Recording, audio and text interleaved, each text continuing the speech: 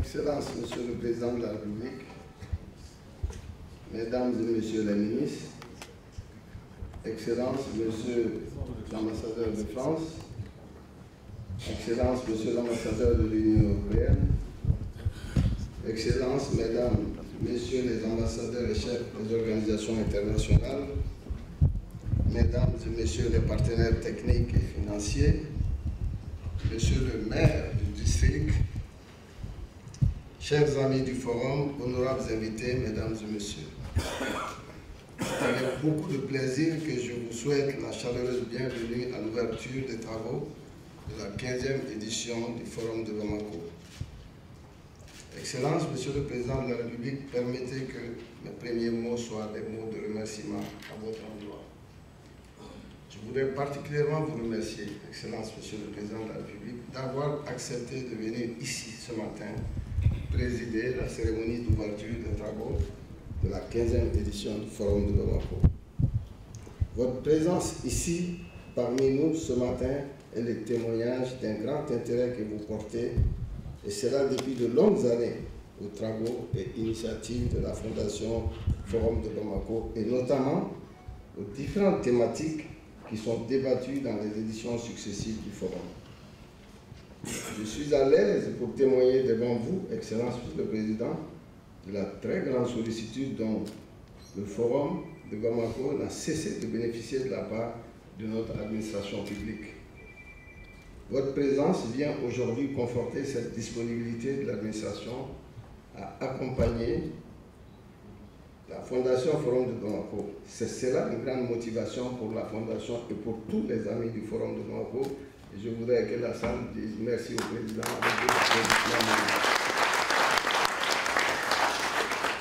Il est extraordinaire, par les temps difficiles, d'avoir un homme d'État pour lequel le savoir, la connaissance est quelque chose d'important. Et c'est ce qui a souvent manqué à l'Afrique. Je voudrais que vous m'applaudissiez. Parce que la présence du président parmi nous montre son intérêt pour le savoir.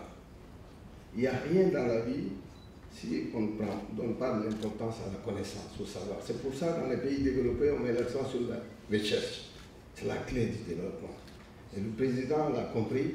Et c'est pour moi vraiment l'occasion de lui dire, même si c'est un jeune Keïta, merci Monsieur le Président.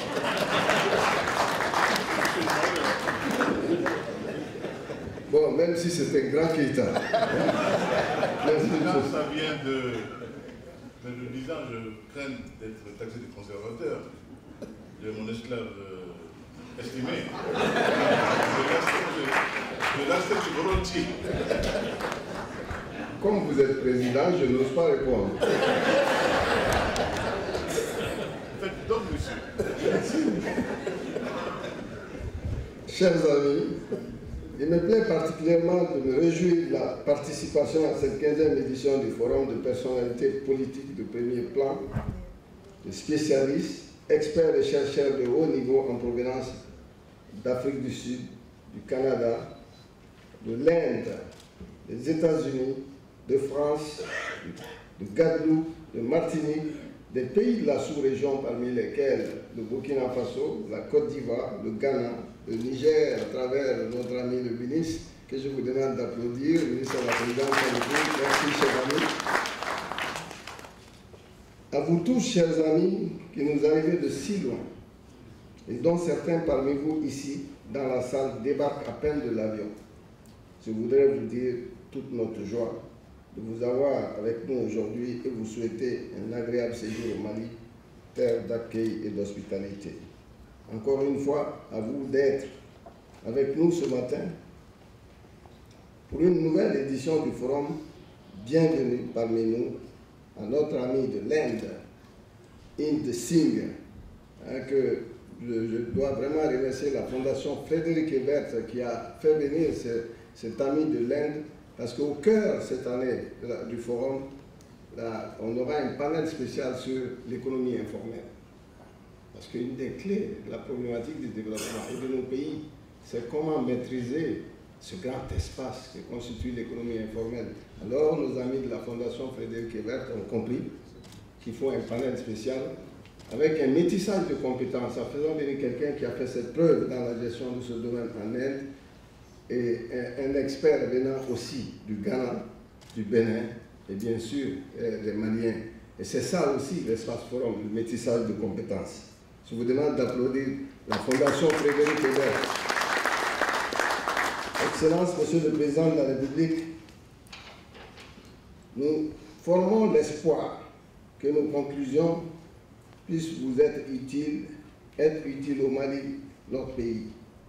D'éminentes personnalités venant de ces contrées sont aujourd'hui parmi nous pour nous donner la quintessence de leur savoir. Avec votre permission, Monsieur le Président, je voudrais les remercier très chaleureusement et leur souhaiter la chaleureuse bienvenue.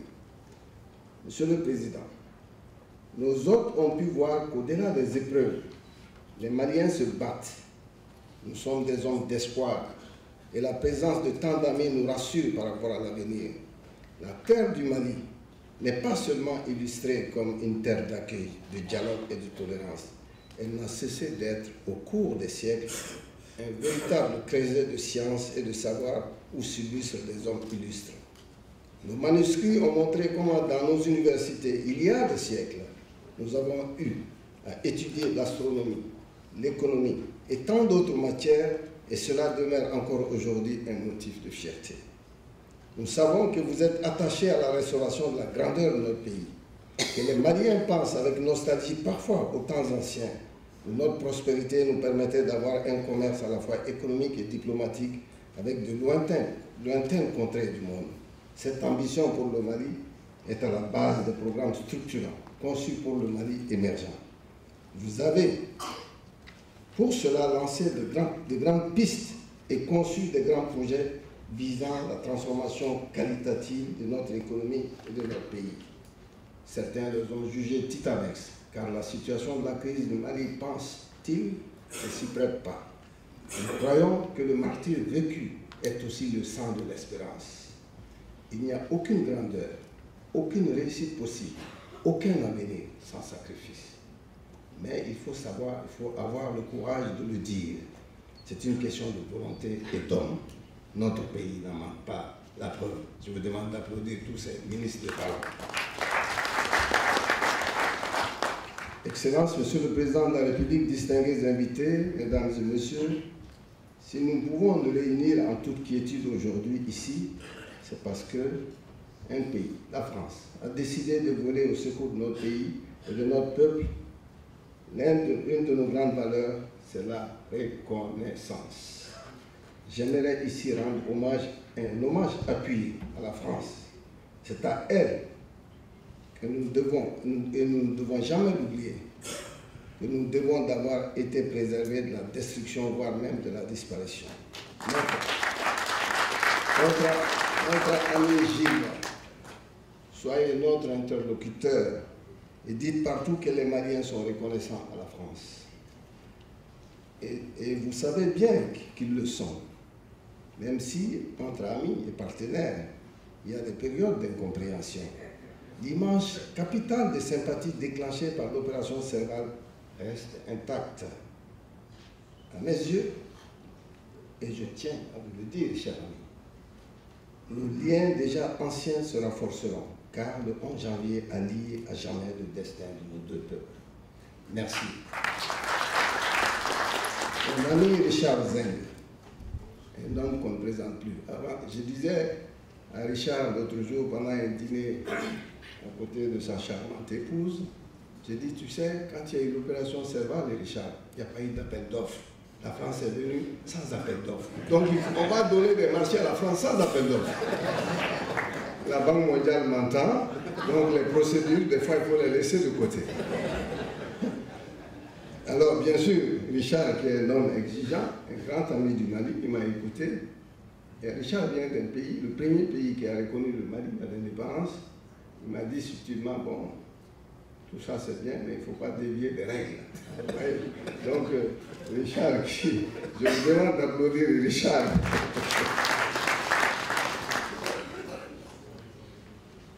Cher Richard, on ne peut évaluer à sa juste mesure tout ce que l'Europe et la communauté internationale ont consacré à la stabilisation du Mali.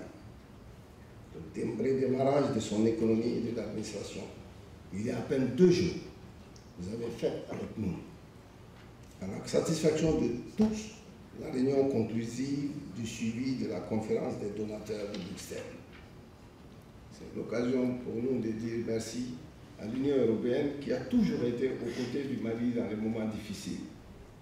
À côté de l'Union européenne, nous voudrions aussi dire merci à la MINUSMA, parce qu'il est très important, comme avec la France, dans les périodes de difficulté, de ne pas se tromper d'ennemis. La MINUSMA est une alliée sincère du Mali. Madame, soyez notre porte-parole. Merci à la MINUSMA. Je voudrais aussi dire merci à la CEDEAO. Je disais à notre frère Cheka que dans notre culture, on dit souvent qu'on ne voit pas la transpiration sous la pluie. La CEDEAO fait beaucoup. Et malheureusement, j'ai été souvent parmi les premiers à dire qu'ils passent leur temps dans les réunions et que si on les écoutait, mais je dois leur dire aujourd'hui, merci. Merci, merci. Misaël, avec notre frère et ami Pierre Bouyaya, qui est encore à Alger, mobilisé, sincèrement mobilisé pour le Mali. Je voudrais qu'à travers lui et à travers Issa qui est dans la salle, vous dire merci pour la mobilisation de l'Union africaine autour du Mali. Merci, Issa. Merci. En 15 années d'existence, le forum est devenu ce haut lieu de débat aujourd'hui reconnu et qui est désormais bien marqué dans l'agenda international. Cette réussite est d'abord la vôtre, chers amis de la Fondation Forum de Bamako. Vous qui, dès le départ, Monsieur le Président, je tiens à vous le dire et de le dire publiquement, un grand homme dans cette salle, très humble, qui est à la base de tout ce que nous avons mené, de la création de l'école au lancement de la fondation. Il n'aime pas qu'on le dise, mais je vous le dis, Monsieur le Président, c'est Moriké Konaré qui est assis là-bas. Je vous demande de l'applaudir, c'est un grand monsieur, un grand monsieur. Il est à la base de tout ce que nous faisons. Il n'aime pas qu'on le dise, mais vous me permettez que votre humilité en souffre, Moriké. Merci pour votre accompagnement. Je suis pas surpris. Ceux qui nous ont inculqué le virus du patriotisme plus ardent, le plus fécond, il est de cela. Il n'aime pas qu'on le dise. Il se fait tout petit, tout discret, et ce n'est pas lui qui va se lever pour que vous le voyez. Il n'est pas de cette enfance-là. Mais en Konaré, il va se lever. Mais le mérite demeure. Il va se lever en Konaré. Et moi, j'y tiens. Je vous en prie.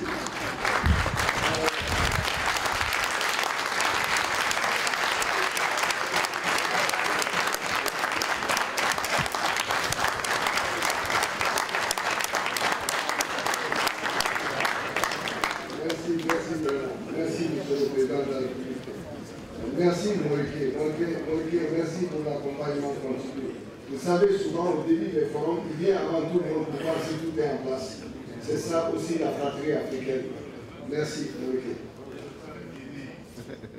Mon président, et qui a servi l'Afrique avec le brio français, le président de la Réforme Konaré. Ah, on vous demande d'applaudir.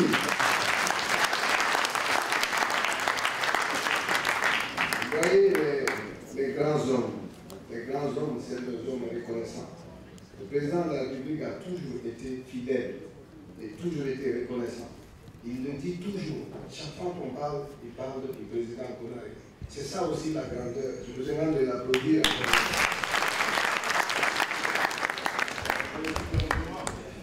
Je ne sais pas, moi. Alors, c'est toute la chaîne de solidarité et d'engagement qui vient, que vous venez de voir, je dirais d'amitié, de conviction agissante qui a permis au forum d'être ce qu'il a aspiré à devenir. Un espace ouvert de dialogue et d'échange, d'expérience, une plateforme de débat et de proposition. Et concrètement, une banque d'idées pour les acteurs du développement.